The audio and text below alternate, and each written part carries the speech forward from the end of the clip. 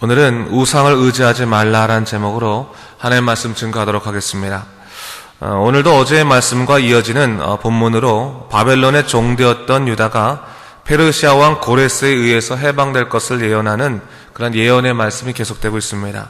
본문 2절에서는 그를 동방에서 난 사람이다 이렇게 얘기하고 있는데, 아마도 이는 그의 고향이 동방 바사였기 때문에 그랬을 것이다 라는 거고, 또 25절에서 북방에서 일으키는 한 사람이라고 말하는데, 이는 그가 한때 북방의 메디아 지역에서 지내기 때문에 그렇게 말한 것입니다. 둘 다 바사왕, 페르시아 왕 고레스를 의미한다 할 수 있습니다.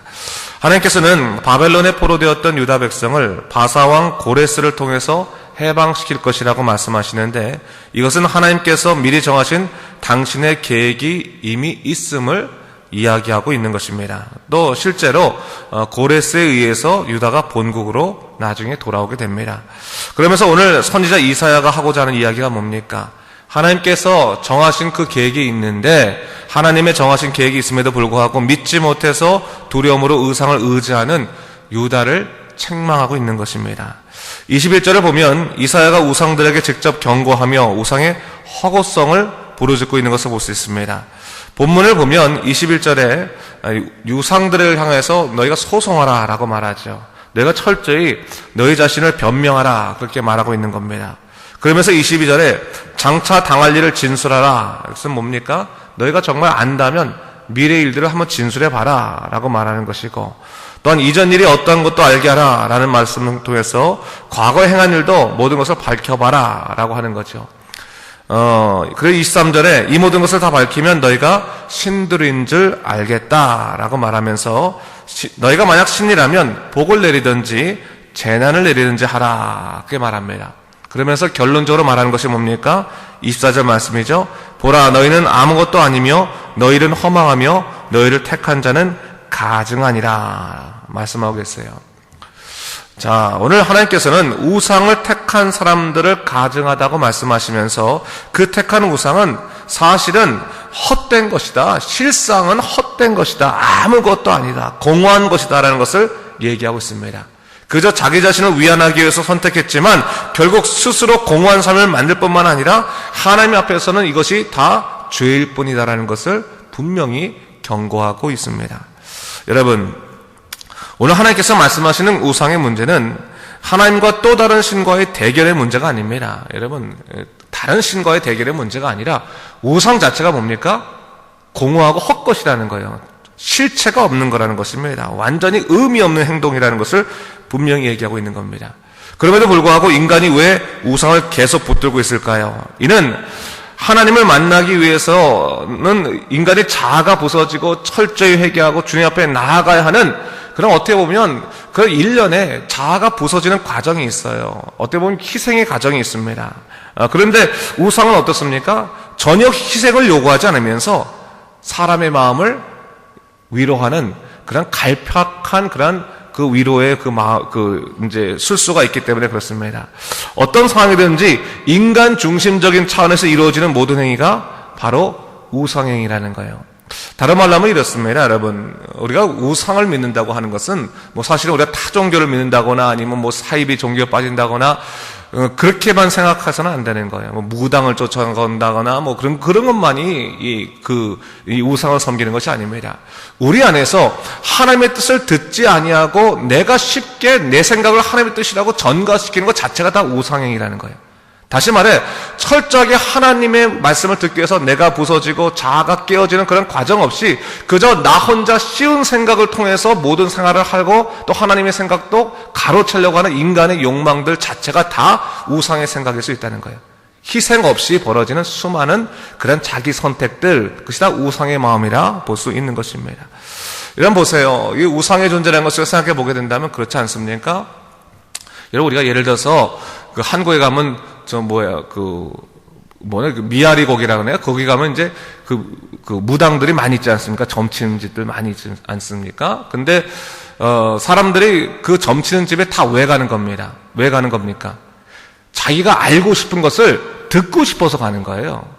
자기가 알지 못하는 것을 듣고 싶어서 가는 게 아니라 자기가 듣고 싶은 것을 듣고 싶어서 가는 것이 그거라는 거예요. 그래서 들었을 때 듣기 싫은 얘기하면 에이 하면서 뭐 화를 내고 나오고, 듣기 좋은 얘기하고 자기가 정말 알고 싶었지만 꼭 그렇게 되길 원하는 얘기만 들으면 또 그거를 들으면서 좋아하고. 귀신이 그런 데잖아요. 사람이 듣고 싶은 것만 얘기하는 게 귀신이래잖아요. 여러분, 우리가 예수 그리스도를 믿는다고 하는 것은 우리가 듣고 싶은 것을 들으려고 하는 것이 아니라 들어야 할 것을 듣는 것입니다. 인간이 깨어지고 하나님의 사람으로 바로 서기 위해서 하나님의 뜻에 의해서 변화되기 위해서 때로는 하나님께서 우리를 내려놓게 하시고 우리를 자복하게 하시고 그러면 통해서 하나님의 사람으로 변하게 하시는 거죠. 그래서 하나님께서는요, 미래에 대한 상황에 대한 예언을 우리에게 주시지 않아요, 사실은. 여러분, 우리가 잘 알 것이 뭐냐면, 뭐 한국에서도 누구한테 기도받으러 가고 장래 어떻게 될 것입니다 라고 말하면 그거 너무 믿지 마세요. 그게 아니에요. 상황을 예언을 듣는 것이 아니라 무슨 예언을 듣는 것입니까? 동행에 대한 약속을 예언을 듣는 거예요. 하나님이 언제나 우리와 더불어 동행하십니다 라고 한 약속이에요. 오늘 본문도 바로 그런 거거든요. 하나님과 동행하는 삶이 어떠한 것인가에 대한 얘기하고 있지, 어떠한 구체적인 삶을 얘기하면서 이걸 피하라 저걸 피하라, 그게 아니라는 거예요.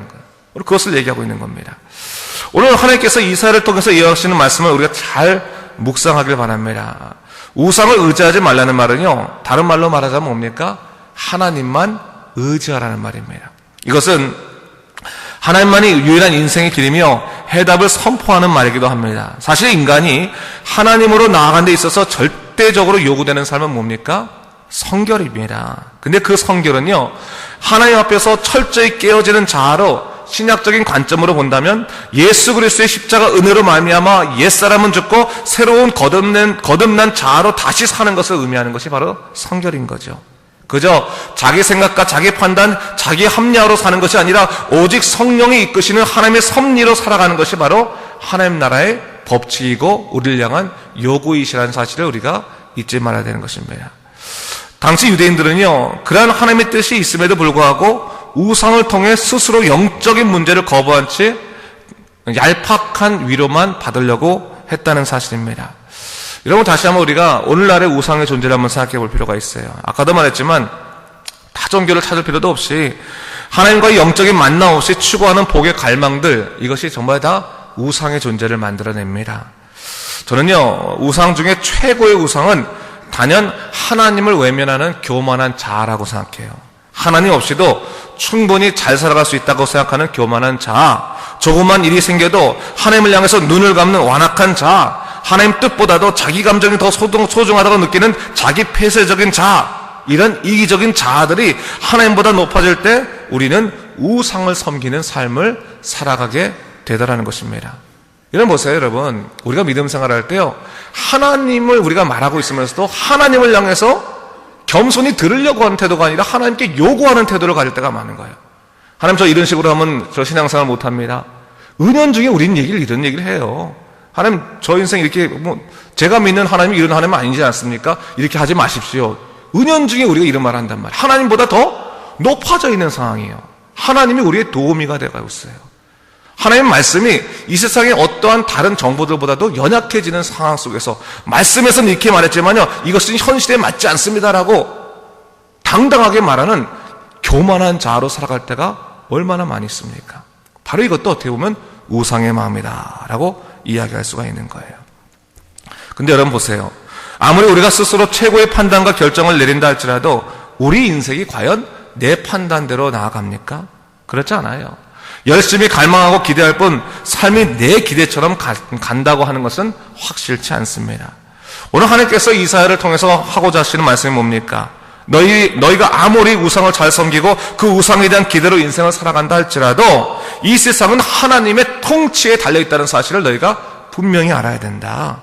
하나님께서 사람을 택하여 그를 통해서 세상을 움직이고자 하신다면 바로 그것이 역사가 되는 것이다 라는 것을 얘기하고 있는 거예요. 오늘 하나님께서 고레스를 얘기하는 거죠. 내가 고레스를 택해서 움직이기 때문에 그것이 역사가 된 것이지, 저절로 무슨 세계 정세에 의해서 사람이 나오고 어떻게 그게 아니다. 다 하나님의 다 손 아래에 있다. 전능하신 하나님의 계획 안에 있다라는 것을 얘기하고 있는 거죠. 이런 역사적인 관점, 하나님께서 세상을 움직이신다는 역사적인 관점을 섭리적인 역사관이라고 말하죠. 하나님의 뜻에 의해서 다스려지는 역사를 바라보는 것이 이 섭리적인 그런 역사관, 이렇게 이야기할 수 있습니다. 섭리적인 역사관이 있으면 거기에는 두 가지 결과를 항상 생각해 보게 됩니다. 뭡니까? 하나는 심판과 하나는 뭐예요? 구원. 이 두 가지를 생각하게 된다는 거예요. 하나님의 심판으로 있을 패망, 멸망이 하는 사람들이 있을 수 있고, 또한 하나님께서 구원하신 자가 있다라는 것을 얘기하고 있는 거죠. 여러분, 우리가 세상을 살아갈 때 하나님께서 인정하시는 삶이 있을 수 있고요, 하나님께서 기뻐하지 않는 삶이 있을 수 있어요. 세상적으로 성공하냐 성공하지 않냐가 아니라 하나님이 인정하시느냐 인정하지 않느냐, 그를 분명히 생각해야 된다는 거예요. 세상적인 가치관으로 살아가면 남들보다 내가 얼마나 더 성공을 했을까, 얼마나 많은 돈을 벌었을까, 얼마나 많은 성을 쌓았을까, 그거를 바라보는 삶이겠지만, 믿는 자들의 섭리적인 사관이라고 하는 것은, 섭리적인 역사관이라는 것은 하나님께서 기뻐하시는 일인가, 기뻐하지 아니하시는 일인가, 하나님께 영광을 돌릴 수 있는 일인가, 영광을 돌리지 못할 일인가, 이것이 구원의 길인가, 이것이 패망의 길인가, 그것을 나누어 생각해 볼 수 있다는 거예요. 삶의 길을 가늠해 볼 수 있다는 것입니다. 여러분, 우리가 하나님을 놓친다고 하는 것은 마치 인생에 있어서 나침반과 지도를 잃어버린 것과 똑같습니다. 아무리 열심히 간다 할지라도 방향을 잃어버리고 나면 끝입니다. 다 끝인 거예요. 그런데 우리가 방향을 잃어버리면서 열심히 산다고 하는 것이 과연 무슨 의미가 있겠습니까? 제가 종종 우리 교인들하고도 얘기할 때가 있고요, 또 뭐 옛날에 또 한국에 있는 분들하고도 얘기할 때가 있으면, 나이가 들어가실수록 사람들이 고민하고 계신 것들이 있다. 과연 내가 인생을 제대로 살아왔는가? 그것 때문에 허무해 하시는 분들을 제가 종종 만났어요. 내가 열심히 살아온 것 같은데, 내가 이렇게 열심히 살아오면 내 삶이 이렇게 잘 풀려날 줄 알았는데 그렇지가 않더라는 거예요.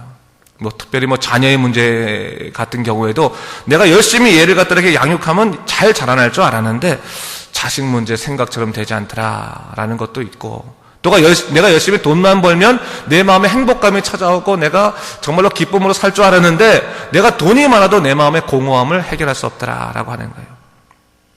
여러분, 그 공허함의 문제, 절대적인 인간의 그 두려움에 대한 문제와 공허함의 문제, 허무의 문제는 하나님을 만나자면 해결될 수 있는 거예요. 하나님께서 우리를 온전히 치유하시고 인생은 공허한 것이 아니라 나와 더불어 동행하시는 것이라는 것을 깨닫게 되었을 때 우리는 이 허무한 인생에서 벗어나서 의미 있는 인생으로 살아갈 수 있게 되는 것입니다.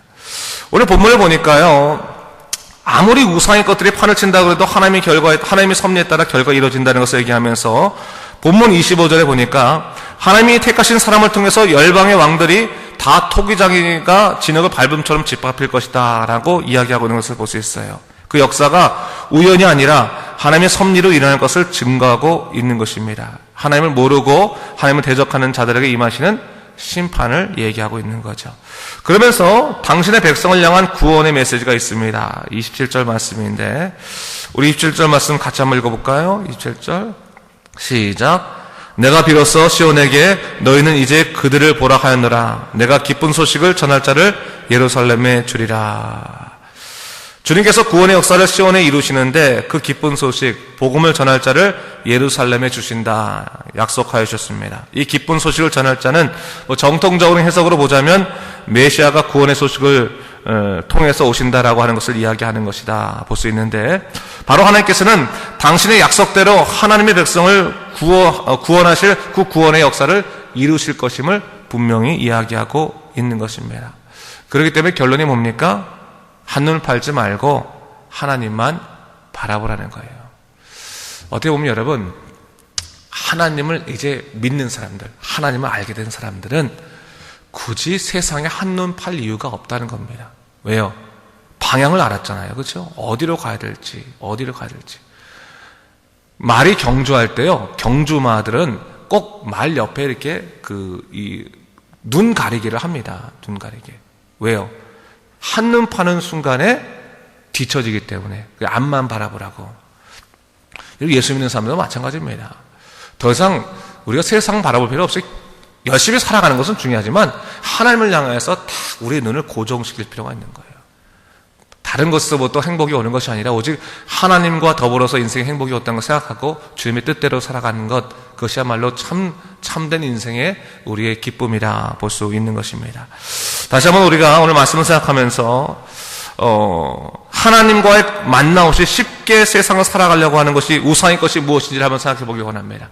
내가 하나님과의 만남 없이 쉽게 이 세상을 살아가려고 하는 것이 뭔지, 쉽게 문제를 풀어가려고 하는 것이 그런 습관이 무엇인지를 다시 한번 생각해보고 내 우상의 것들을 한번 찾아보십시오. 오늘도 우리를 하나님을 가리게 하는 우상의 것들을 생각해보고 버릴 수 있는 것이 있어야 되는 것이고, 노아의 홍수가 끝나고 나서 하나님께서 무지개 약속을 주시는데 그렇게 하잖아요. 내가 무지개를 구름 속에 뒀나니 너와 네 후손을 위한 약속이라 말씀하지 않으십니까? 구름 속에 무지개를 뒀다라고 말씀하십니다.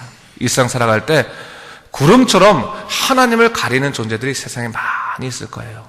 그 구름에 의해서 우리 신앙생 흔들리지 말고 오직 무지개 하나님을 바라보며 하나님의 약속을 바라보며 오늘도 굳건히 살아가시는 여러분 되시기 바랍니다. 그 믿음 사신 여러분 되시길 주님의 이름으로 축원합니다. 기도하겠습니다. 주님 감사합니다. 이 아침에 우리가 말씀을 통해서 다시 한번 우리 삶을 돌아보게 됩니다. 과연 우리가 인생을 살아가면서 하나님을 믿는다 말하지만 하나님보다 앞서 있고 하나님을 가리는 우상의 것들에 마음이 빼앗겼을 때가 얼마나 많이 있습니까? 주 하나님 아버지, 오로지 하나님만 의지하게 하여 주시옵소서. 하나님만 바라보시도록 하여 주시옵소서. 예수 그리스도만 나의 삶의 모든 것 되게 고백하는 믿음의 삶 되게 도와주시옵소서. 감사드리며 예수님 이름으로 기도드립니다. 아멘.